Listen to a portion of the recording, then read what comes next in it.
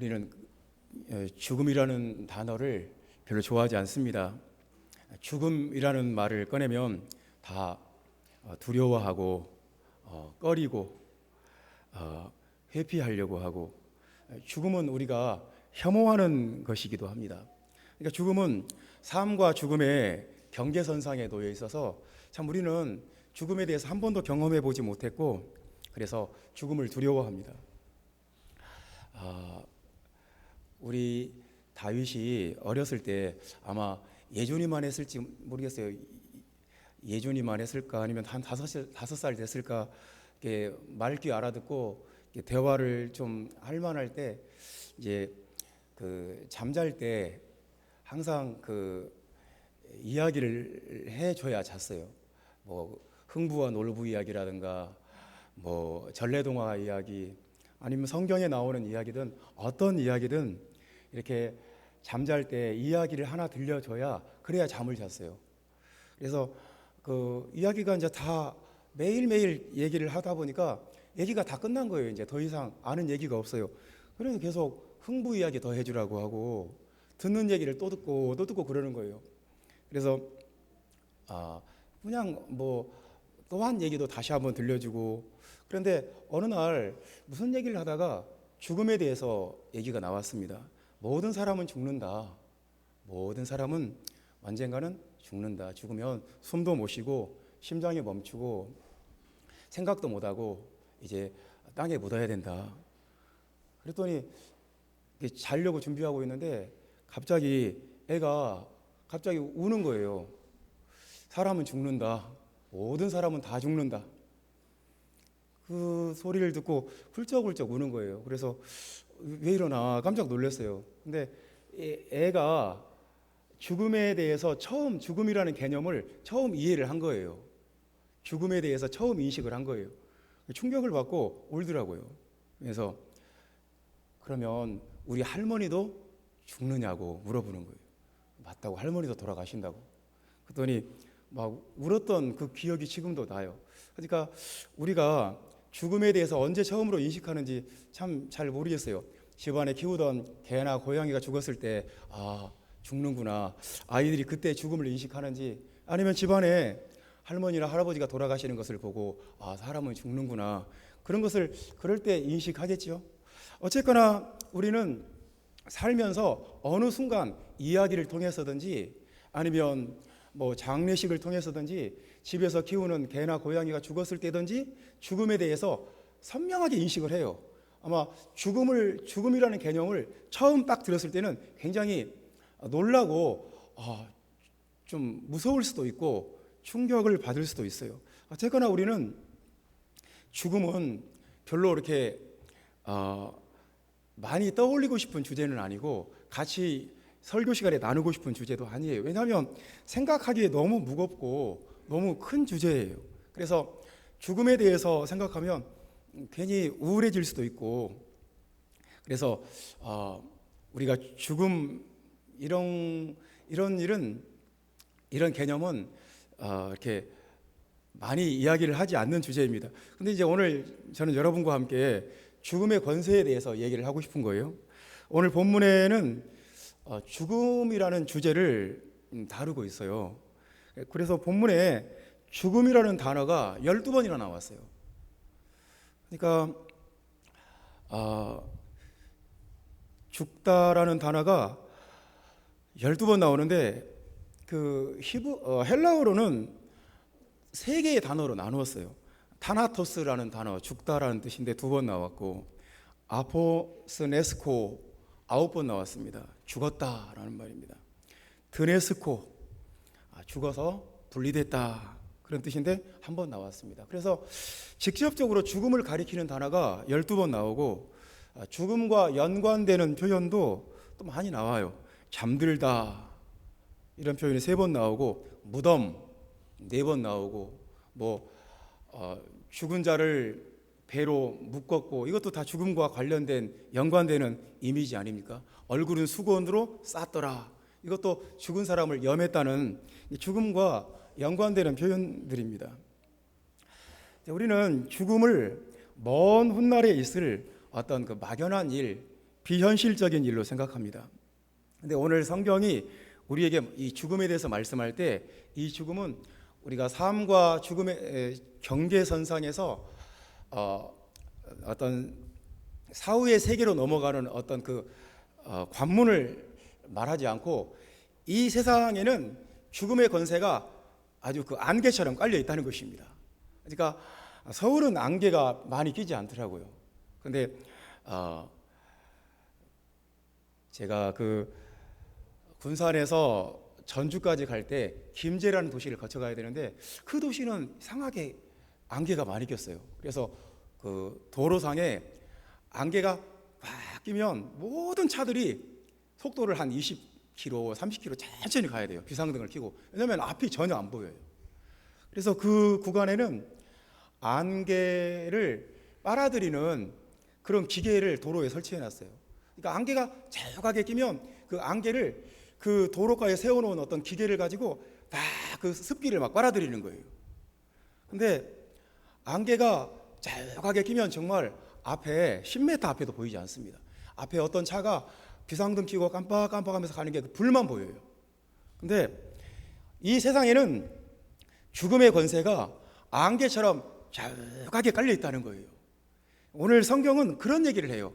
죽음은 나중에 우리가 사후의 세계로 들어가는 어떤 통과 의례 그런 개념 이상으로 죽음의 권세가 우리가 살아가는 이 세상에 가득하게 깔려 있다는 거예요.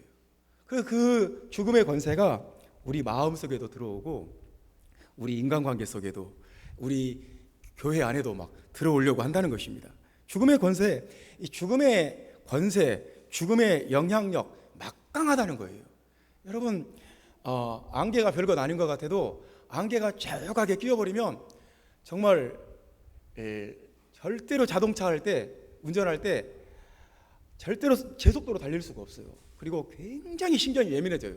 앞이 보이질 않으니까요. 아무리 전조등을 밝게 켜도 앞에 보이지 않습니다. 그 영향력 아래에 있는 것처럼 모든 우리가 이 세상에는 죽음의 권세가 깔려 있다는 거예요. 죽음의 영향력이 깔려 있다는 거예요.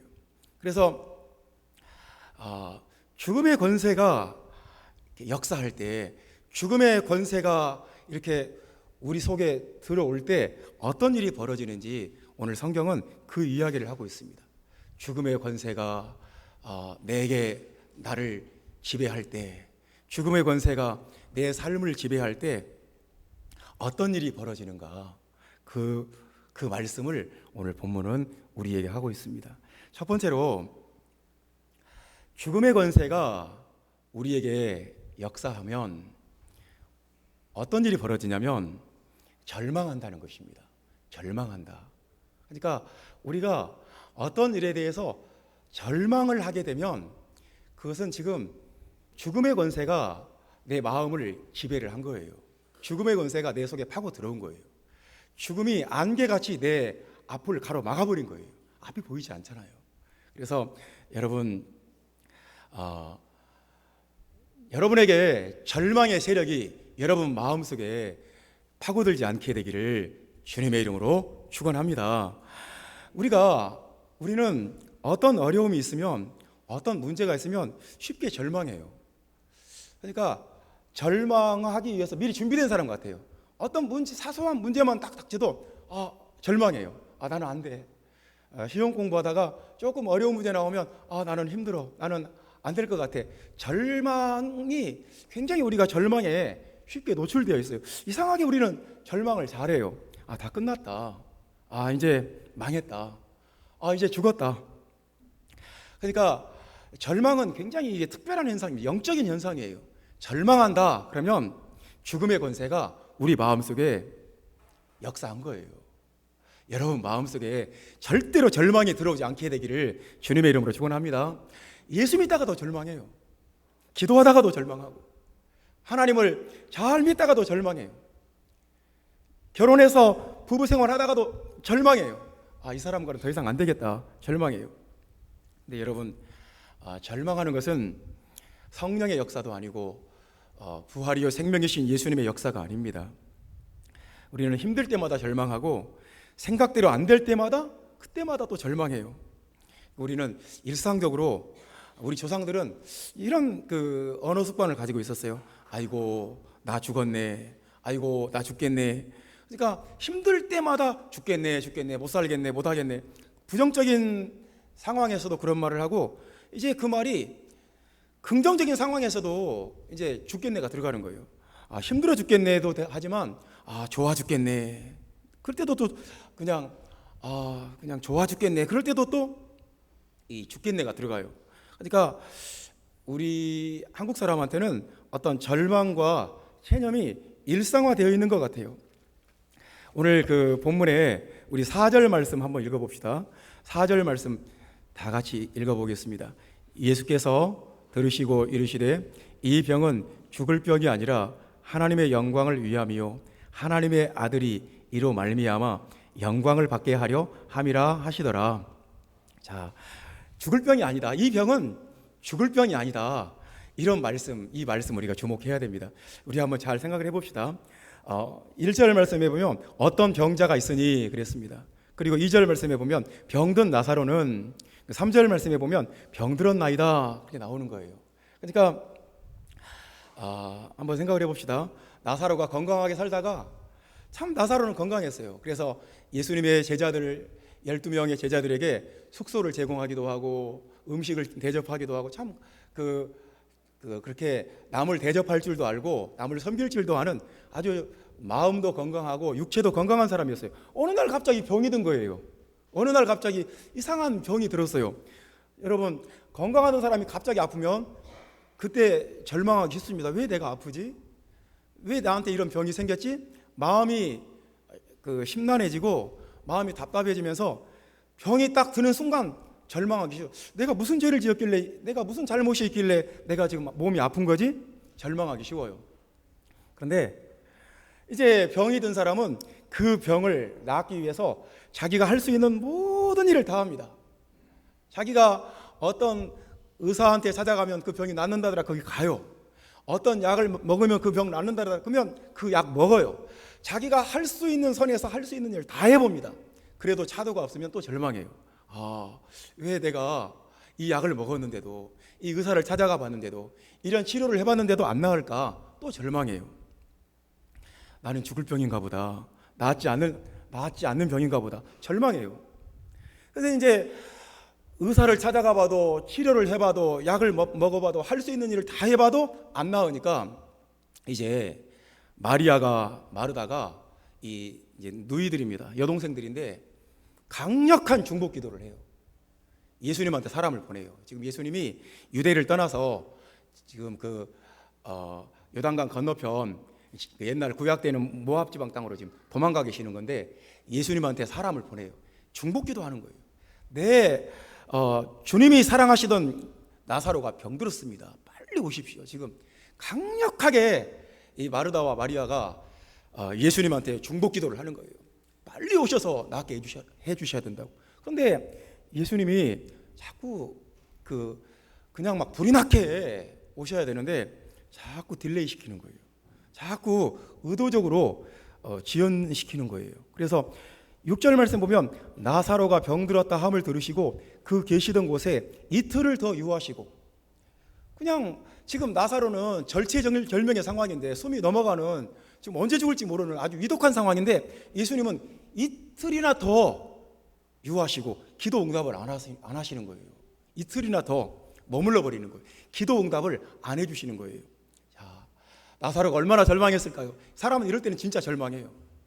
아니, 예수님께 사람을 보내고 예수님께 기도를 했고 예수님께 지금 사람이 죽게 생겼다고 다 지금 중보 기도를 강력하게 했는데도 예수님조차도 응답을 안 해버려요. 당일날 안 오시고 이틀간 머물러 버려요. 그러니까 기도해도 소용없구나. 사람은 그럴 때는 진짜 절망해요.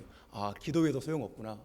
정말 나사로가 얼마나 절망을 했을까요? 이렇게 살아계신 메시아 되신 주 예수님께 기도를 해도 소용이 없구나. 기도해봤자 아무 응답이 없구나.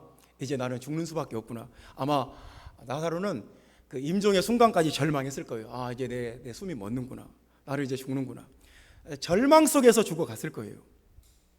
그러니까 나사로는 그 병이 들었을 때 절망하고, 치료를 했을 때 암 나왔을 때 또 한 번 절망하고, 마르다가 중복 기도했을 때 또 절망하고, 죽어가는 순간 또 한 번 절망했을 거예요. 계속 단계마다 모든 상황마다 절망하는 거예요. 그런데 주님은 이상하게 이런 말씀을 하시는 거예요. 이 병은 죽을 병이 아니다. 이 병은 죽을 병이 아니라는 거예요. 그러니까 주님은 절대로 어떤 절망의 말씀이 없어요. 인간의 상황은 절망할 수 있는 어떤 여건과 조건들이 되는데, 주님은 정반대로 말씀하세요. 이 병은 죽을 병이 아니다. 주님은 어떤 상황에서도 어떤 단계에서 절망을 용납하지 않습니다. 주님의 사전에는 절망이라는 것이 없어요. 그래서 이 병은 죽을 병이 아니다. 여러분에게 어떤 어려움이 닥치면 우리는 그 어려움 때문에 절망합니다. 근데 주님은 이렇게 말씀하시죠. 그 어려움은 죽을 병이 아니다. 그 문제는 죽을 문제가 아니다.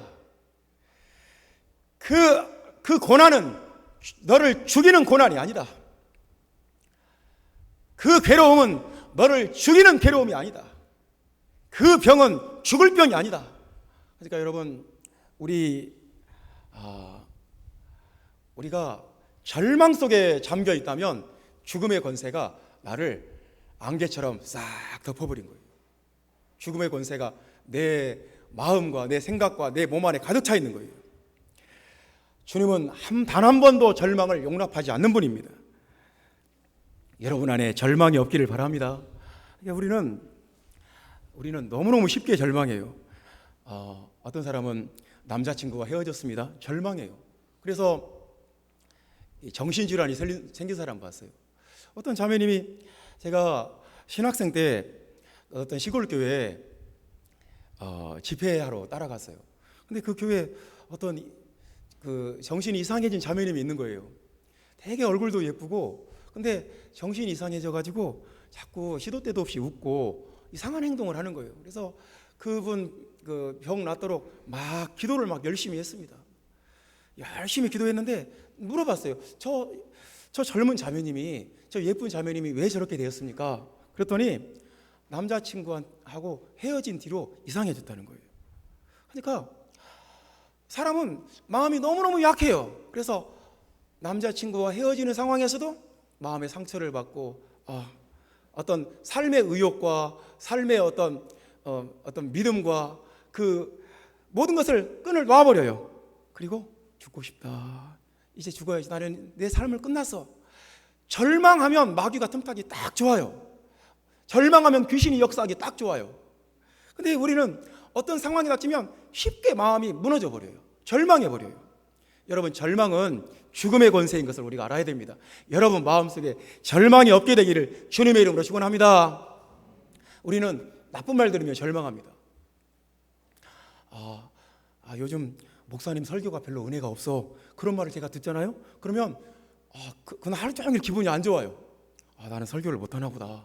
나는 이렇게 설교를 열심히 해도 잘 안 되나 보다 하고 마음이 무너져 버려요. 막 마음이 낙심돼 버려요.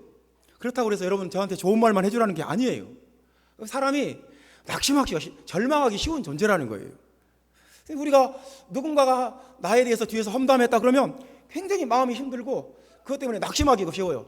여러분, 어떤 상황에 그러더라도 예수님이 나와 함께 하니까 낙심하지 않게 되기를 주님의 이름으로 축원합니다.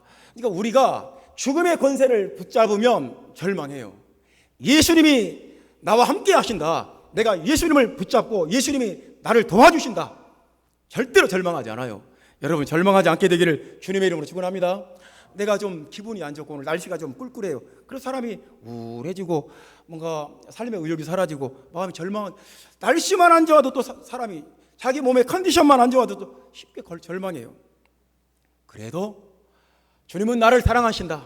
선하신 주님, 부활이요 생명이신 주님이 지금 나와 함께 하신다. 생명의 능력의 주님이 나와 함께 하신다. 절대로 절망하지 않게 되기를 주님의 이름으로 축원합니다. 부부싸움만 해도 절망해요. 우리는 안 맞는 우리가 어쩌다가 만났는 거. 우리는 정말 천생연분이 아니라 천생연수다. 우리는 잘못 만났다. 정말 절망해버려요. 자기 아내에 대해서, 자기 남편에 대해서 절망해요. 우리는 정말 사이 좋은 부부, 아주 행복한 부부는 아니다. 이제 기대를 접어버리고 거기에 대해서 절망을 해버려요. 우리가 절망하면 마귀가 좋아해요. 절망하는 것은 죽음의 권세가 우리에게 강력하게 역사했다는 증거예요. 하나님의 성령이 역사하면, 부활이요 생명이신 예수의 영이 우리 안에 역사하면 우리는 절대로 절망하지 않아요. 절망을 뛰어넘고 절망을 물리칠 수 있고 절망을 이겨낼 수가 있어요. 여러분, 죽음의 권세가 여러분을 지배하는 것을 허락하시겠습니까? 죽음의 권세가 여러분의 마음과 여러분의 생각과 여러분의 몸을 주장하는 것을 용납하시겠습니까? 우리는 어떤 상황에서도 절망하는 사람들이 아니에요. 죽음의 상황에서도 우리는 절망하지 않습니다. 죽는구나, 내 인생이 끝나는구나. 그렇지 않습니다.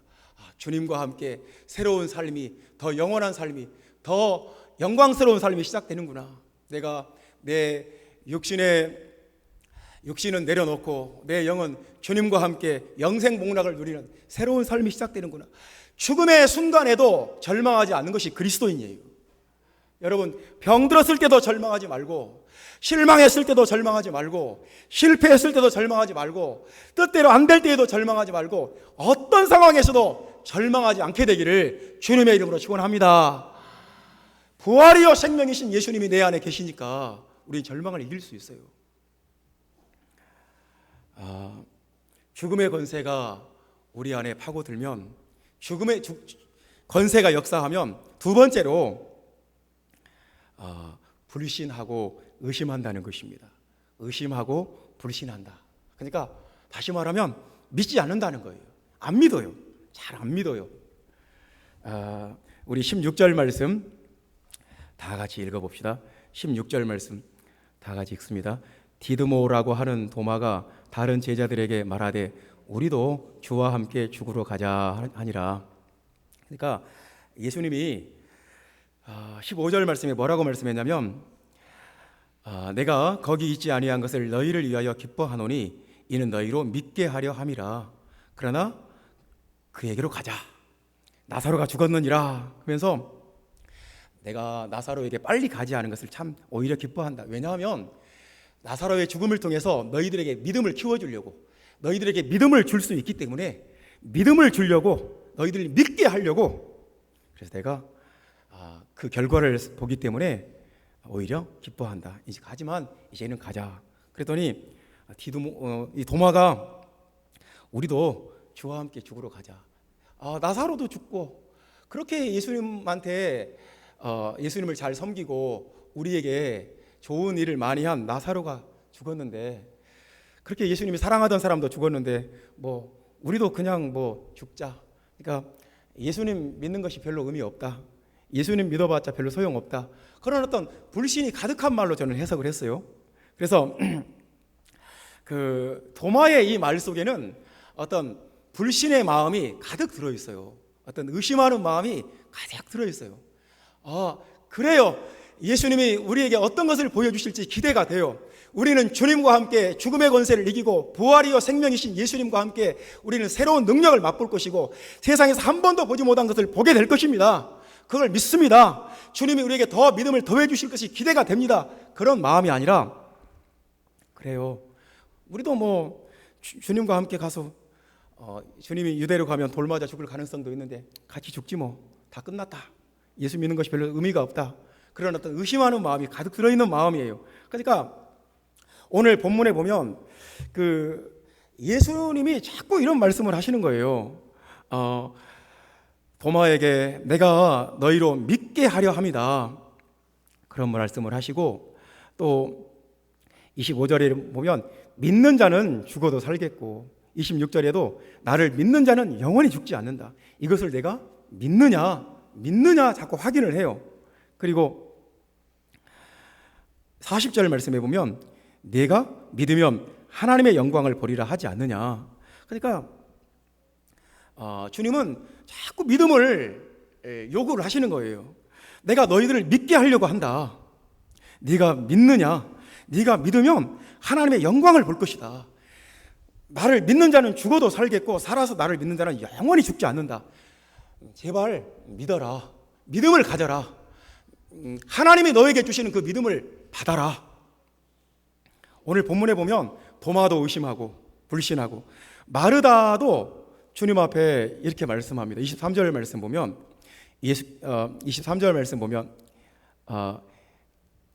21절 말씀입니다. 21절 말씀 보면 마르다가 예수께 여짜오되 주께서 여기 계셨더라면 내 오라버니가 죽지 아니하였겠나이다. 그러니까 이 말 속에는 여러 가지 의미가 담겨 있어요. 정말 어떤 예수님이 좀 빨리 오셨어야지 왜 이제 오셨냐, 그런 어떤 원망의 느낌이 담겨 있지 않습니까? 주님이 좀 일찍 오셨더라면 내 오라버지가 죽지 않았을 것입니다. 그러니까 그 말 속에는 어떤 믿음의 말보다 주님이 왜 이제 오셨어요? 지금 죽은 지 나흘이나 됐는데 왜 이제 오셨어요? 그렇게 어떤 예수님에 대해서 막 좀 답답하고 짜증난 그런 느낌이 들어있는 것입니다. 32절 말씀 보면 마리아도 그래요. 마리아가 예수 계신 곳에 가서 배웠고 그 발 아래 엎드려 이르되 주께서 여기 계셨더라면 내 오라버니가 죽지 아니하였겠나이다 하더라. 마리아도 똑같아요. 주님이 여기 계셨더라면, 좀 빨리 오셨더라면 내 오라버니가 안 죽었을 것입니다. 왜 이제 오셨습니까? 답답하고 주님을 원망하고 주님 앞에 좀 막 기분이 안 좋은 거예요. 좀 이제 다 죽었으니까, 죽어버렸는데 다 끝났는데 왜 이제 오셨습니까? 이제 오셔서 무슨 소용이 있습니까? 자꾸 그런 얘기를 하는 거예요. 여러분, 이 도마에게 공감이 되죠? 이 마르다에게 공감이 되고 마리아가 하는 말에 우리 공감이 됩니다. 그럴 수 있겠다. 근데 주님은 그것을 인정해 주지 않아요. 내가 너희들에게 믿게 하려 함이고 이것을 내가 믿느냐? 네가 믿으면 하나님의 영광을 보리라고 하지 않았느냐? 믿어라. 믿음을 자꾸 촉구하고 믿음을 요구하고 믿음을 강조해. 믿어라. 하나님이 믿게 하시는 것을 믿어라. 그래서 여러분, 이런 걸 한번 생각해 봅시다. 죽음의 권세가 우리 몸과 마음 속에, 우리 영 안에 들어오면 우리 마음 속에 믿음이 사라져버려요. 의심과 불신이 가득해져요. 의심과 불신의 마음이 우리 속에 가득해져 가지고 예수님은 안 보이고 그 상황만 보여요. 예수님이 별 도움이 안 되고 왜 이제 오셨습니까? 이제 다 끝났습니다. 예수님 와봤자 아무 소용도 없습니다. 다 끝났다니까요. 이제 뭐 예수님께 그렇게 기도할 때는 응답도 안 해주시고 이제 죽었는데 죽은 지 나흘 됐는데 무덤에서 냄새가 나는데 이제 오셔서 무슨 의미가 있습니까?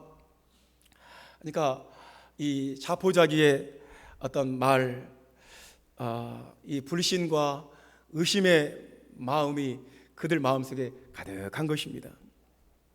근데 주님은 어떤 상황에서도 믿음을 요구해요. 나사로가 죽었을 때도 믿어야 되고, 나사로가 무덤에 묻혔을 때도 믿음을 요구하시고, 나사로가 무덤 속에 묻혀서 나흘이나 되어서 냄새가 난다는데도 그 상황에서도 믿음을 요구하세요. 믿어라. 하나님이 믿게 하시는 것을 믿어라. 믿음을 가져라. 여러분, 그런 상황에서 우리가 믿음을 가질 수 있을까요? 주님은 우리에게 그런 믿음을 요구하시는 거예요. 그러니까 믿음은 두 가지 단계가 있어요. 첫 번째는 내가 주님을 믿어요. 주님, 내가 주님을 믿습니다. 내가 주님을 믿어요. 주님을 믿습니다. 그러면 이제 그 믿음이 성장하면 어느 단계에 이르면 주님이 나를 믿게 해요. 내가 주님을 믿는 게 아니라 주님이 나를 믿게 만들어요. 믿게 해요. 그 믿음이 진짜 믿음이에요. 내가 주님을 믿는 믿음은 이제 시작할 때의 믿음. 주님이 나를 믿게 하시는 믿음이 있어요. 주님이 나에게 믿게 하시는 믿음. 제가 어릴 때 국민학교 다닐 때 전주에 있는 국민학교 다녔는데 점심시간에 꼭 청소 시간이었어요. 청소 시간에 그 화장실 청소가 우리 반 담당이었어요. 화장실 청소를 하는데 제가 5학년 때예요. 이 작두로 된 펌프가 있어요. 작두로 된 펌프가 있는데 그 펌프에 처음에 물 한 바가지를 갖다 부어요. 그리고 그걸 이제 마중물이라고 그래요. 마중 나가는 물. 그 물이 있어야 물을 품어 올릴 수가 있어요. 물을 한 바가지 붓지 않으면 아무리 펌프질을 해도 물이 올라오질 않아요. 물 한 바가지를 딱 붓고 난 다음에 펌프질을 하면 그 속에서 지하에서 막 물이 막 펑펑 솟아 올라와요. 믿음도 마찬가지예요. 처음에는 내가 주님을 믿습니다. 내가 주님이 살아계시고 주님이 지금 나와 함께 하시는 것을, 내 기도를 들으시는 것을 내가 믿습니다. 그래요. 그 마중물로 믿음이 시작이 돼요. 근데 나중에는 주님이 주시는 믿음이 있어요. 땅속에서 뿜어 올라오는 믿음. 주님이 생수로 품어 올려주시는 그 믿음이 있어요. 주님의 성령이 내게 주시는 그 믿음이 있어요. 그러니까 처음에는 내가 주님을 믿지만 나중에는 주님이 나를 믿게 해요. 주님이 나에게 죽음에서 살아나는 것을 믿게 하고, 질병을 이기는 것을 믿게 하고, 주님이 살아계셔서 역사하시는 것을 믿게 해요. 그러니까 믿음만이 죽음의 권세를 이겨요. 우리가 의심하기가 쉽다니까요. 우리가 불신하기 쉽다니까요. 우리가 자포자기하고 우리가 반신반의하기 쉬워요. 우리는 이 도마나 이 마르다나 마리아처럼 반신반의하는 상태에 있기가 쉬워요. 어느 정도는 믿지만 어느 정도는 안 믿어요. 성경에 있는 말씀도 어느 정도는 믿고 어느 정도는 안 믿어요. 어떤 상황에서는 믿고 어떤 상황에서는 못 믿어요. 반신반의하는 어정쩡한 믿음, 확실히 믿는 것도 아니고 확실히 안 믿는 것도 아니에요. 그 어정쩡한 믿음 상태에 있어요. 그런데 주님이 우리에게 요구하시는 믿음은 나사로가 죽었을 때도 믿으라는 것이고, 나사로가 무덤에 묻혔을 때 냄새가 날 때에도 주님이 살리실 것을 믿으라는 거예요. 그 믿음은 내 믿음이 아니에요. 주님이 뿜어주시는 믿음이에요. 주님의 성령이 믿게 하시는 믿음이에요. 여러분과 제 안에 그런 믿음이 있게 되기를 주님의 이름으로 축원합니다. 믿음이 있어야 죽음의 권세를 이겨요. 우리 마음속에 주님이 주시는 믿음이 있으면 우리는 세상이 감당치 못할 사람이 돼요. 우리 마음속에 믿음이 있으면 마귀가 우리를 두려워해요. 우리 마음속에 믿음이 있으면 세상이 우리를 감당치 못해요. 여러분 마음속에 믿음이 있기를 주님의 이름으로 축원합니다. 우리는 그냥 믿음에 대해서 그렇게 적극적이지 않아요. 믿음에 대해서 욕심을 내지 않아요. 내 믿음이 지금 한 A, B, C, D로 하면 한 D밖에 안 된다. 빨리 C 단계로 올라가야지. 내 믿음이 지금 C에 있다. 그러면 빨리 B학점으로 올라가야지. 내 믿음이 지금 B학점에 있다. 그러면 A로 올라가야지. 그런 어떤 적극적인 마음이 없어요. 그냥 나는 평생 여기에 머물러 왔고 앞으로도 이렇게 할 거고, 별로 그렇게 믿음에 대해서 강한 열망이 없어요. 이게 문제예요. 그래서 그냥 성경에서도 어떤 것은 믿고 어떤 것은 안 믿어요. 그냥 믿기 쉬운 것은 믿고 믿기 어려운 것은 또 안 믿어요. 어떤 좋은 상황에서는 아무 문제 없을 때는 믿음이 좋지만 어떤 힘든 일이 닥치면 믿음이 뚝 떨어져 버려요. 그러니까 우리가 하나님께서 주시는 그 강력한 믿음, 세상을 이기고 마귀를 이길 수 있는, 죽음의 권세를 이겨낼 수 있는 그 강력한 믿음이 있어야 돼요. 우리 마음속에. 주님은 그걸 요구하시는 거예요. 믿어라. 믿게 한다. 이것을 네가 믿느냐? 네가 믿으면 하나님의 영광을 보리라고 하지 않았느냐? 주님이 오늘 또 저와 여러분에게 촉구하시는 것입니다. 믿어라. 여러분, 하나님을 믿는 은혜가 믿을 수 없는 것까지 믿는, 바랄 수 없는 것을 바라고 믿을 수 없는 것을 믿고 구할 수 없는 것을 구하는 그런 은혜가 여러분 안에 있기를 주님의 이름으로 축원합니다. 우리가 믿어야 하나님을 기쁘시게 할 수 있고, 믿어야 성령을 받고, 믿어야 병고침을 받고, 믿어야 능력이 나타나고, 믿어야 문제가 해결되고, 믿을 때 하나님 우리와 함께해요. 믿을 때 우리가 주님을 기쁘게 할 수 있어요.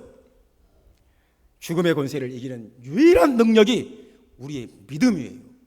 여러분, 죽음의 권세보다 더 강한 것이 우리의 믿음이라, 예수를 믿는 그 믿음이에요.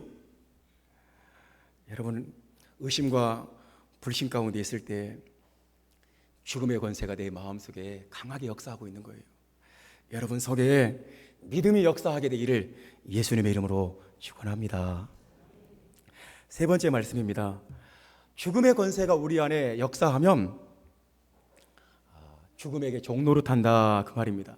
죽음의 종노릇한다. 우리 45절 말씀, 성경 말씀 45절 말씀 보겠습니다. 45절 말씀 다 같이 읽어봅시다. 여러분 53절입니다. 제가 잘못 적었네요. 네. 53절 말씀 읽어봅시다. 시작. 이날부터는 그들이 예수를 죽이려고 모의하니라.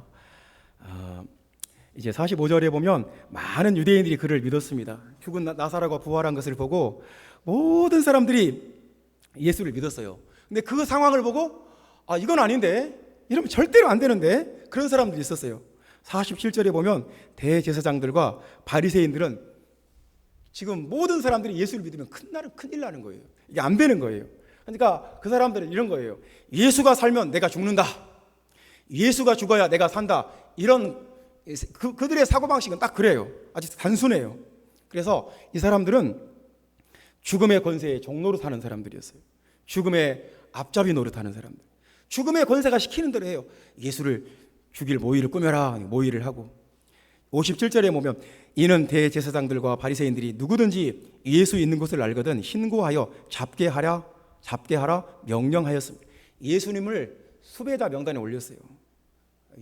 정말 이 바리새인들이, 대제사장들이 예수님을 수배해서 신고해서 잡아라, 반드시 잡아라. 그럼 현상금을 주겠다. 그러니까 예수님을 죽이는데 혈안이 된 사람들이 있다는 거예요. 예수님을 죽이는데 목적을 둔 사람들이 있다는 거예요. 그러니까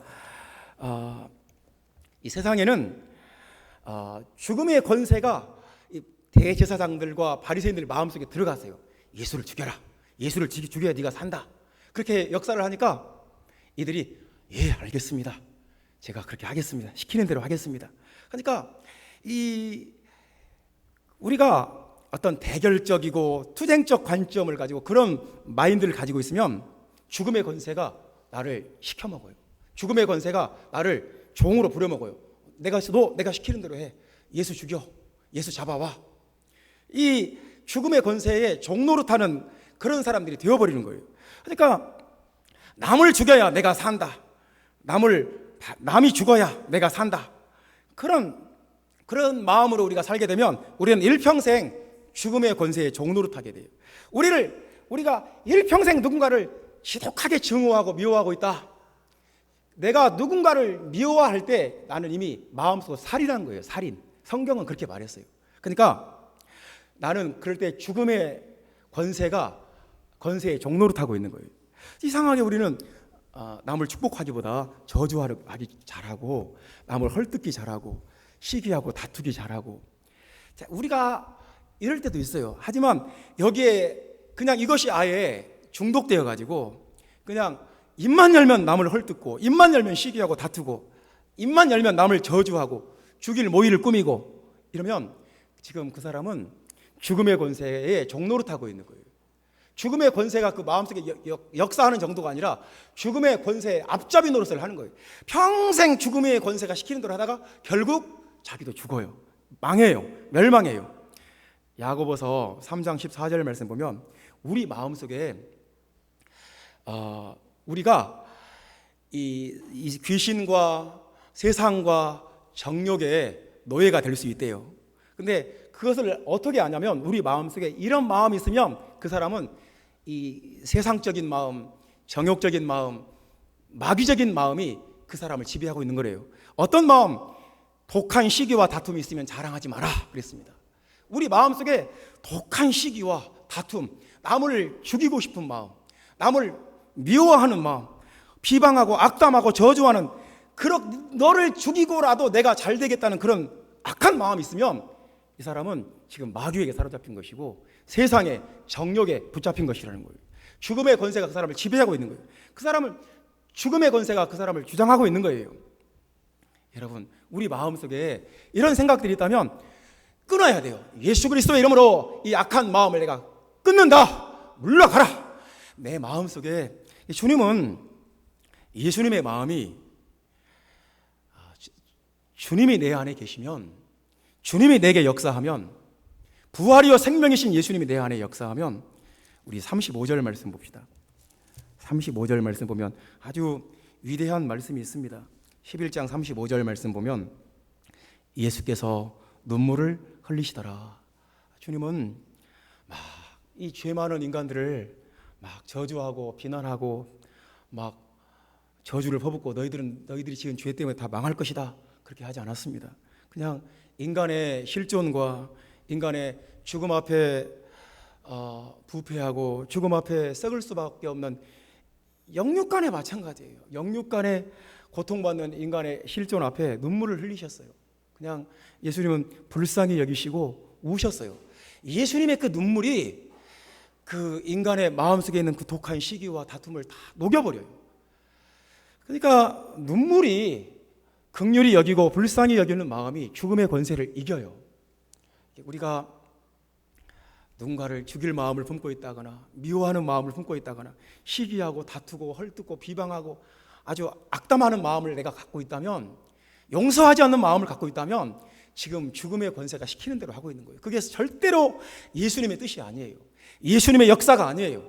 죽음이 나를 지배하고 있는 거예요. 죽음이 시키는 대로 하는 거예요. 여러분에게 예수님의 마음이 불쌍히 여기고 눈물을 흘리는 그런 마음이 여러분 안에, 우리가 눈물을 흘릴 때 하나님의 역사가 나타나고 하나님의 은혜가 흘러넘치고 차고 넘치게 될지를 믿습니다. 아멘입니까? 죽음의 권세는 그냥 멀리 떨어져 있는 게 아니에요. 어느 순간 우리 영과 혼과 육을 지배할지 몰라요. 여러분, 절망하지 않고 주님을 붙잡는 은혜가 있기를 바랍니다. 여러분 삶에 절망이 없기를 바랍니다. 할렐루야. 사랑하는 형제 자매 여러분, 여러분들은 날마다 예수님을 믿으시기 바랍니다.